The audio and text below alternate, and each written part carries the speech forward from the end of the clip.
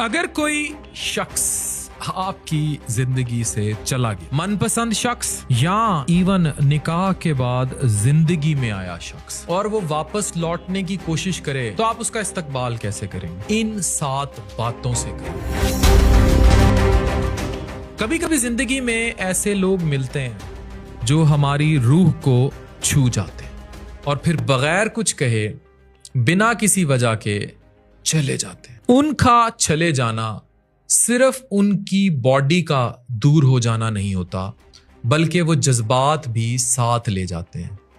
वो जज्बात जो हमने कभी किसी और से शेयर ही नहीं किए होते।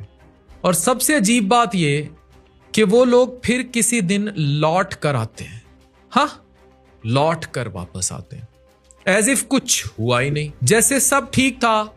लेकिन असल मसला यह है कि सब कुछ ठीक नहीं था, वो सिर्फ था। आज बात करते हैं ये 7 बातें जो आपको उसको कहनी होंगी। नंबर 1, तुम मुझे उस वक्त छोड़कर गए थे जब मुझे तुम्हारी सबसे ज्यादा जरूरत थी।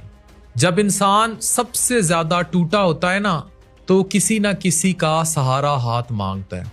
वो सिर्फ इतना चाहता है कि कुछ कदम वो साथ चले, और तुम उस वक्त चले गए। तुम मेरे लिए उस वक्त सब कुछ थे, दुनिया के सबसे कीमती शख्स। तुम्हारी की कमी सिर्फ तन्हाई नहीं थी, वो मेरी जिंदगी का सबसे गहरा दर्द बन गई थी। आज तुम वापस आ तो गए हो, मगर तुम मेरे लिए अब वो नहीं हो जो कभी थे। नंबर 2, मैं तुम्हारा इस्तकबाल तो करूंगा या करूंगी, लेकिन भरोसे की उम्मीद मत रखना अब मुझसे। लोग कहते हैं माफी दे दो, लेकिन माफी और भरोसा 2 अलग अलग चीजें हैं।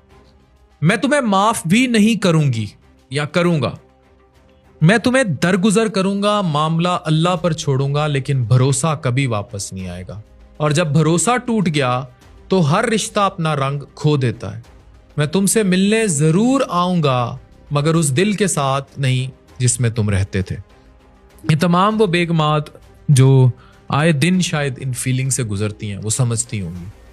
तुम भूल गए थे, लेकिन मैं रोज याद करती थी। तुम्हारे लिए हो सकता है ये एक फेज था, लेकिन मेरे लिए ये एक इख्तिताम था। मैं हर रात तुम्हें याद करके रोया। तुम्हारे चले जाने का दर्द मेरे लिए एक जख्म नहीं था, वो तो मेरी आदत बन गया था। और अब जब तुम लौट आए हो तो तुम मेरे पुराने जख्म ताजा कर रहे हो। नंबर 4, कहते हैं घर का भूला अगर वापस आ जाए तो उसे भूला नहीं कहते, लेकिन जिस घर में वो वापस आता है वो घर भी तो पहले जैसा नहीं होता। तुम शायद वापस उसी जगह पर आने चाहते हो, लेकिन याद रखना वो जगह अब वैसी नहीं रही। वो मुस्कुराहट, वो एतबार, वो लम्हे, सब अब सिर्फ यादें बन चुके हैं। मैं वही इंसान हूं, लेकिन मेरा दिल अब पहले की तरह नहीं रहा।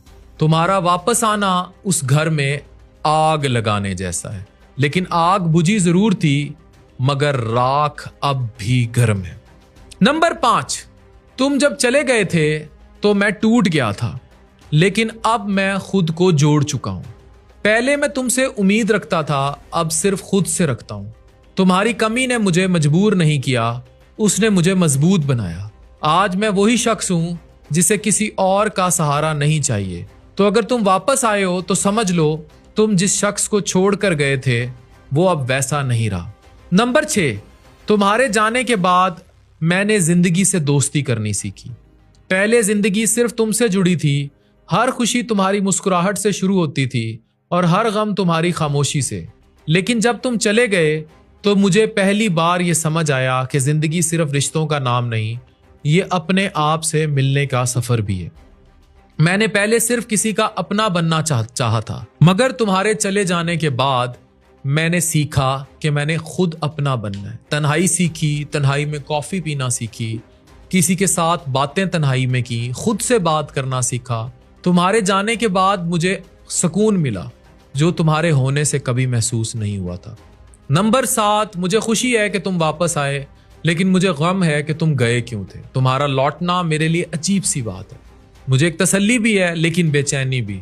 तुम सवाल थे, सवाल हो, सवाल रहोगे।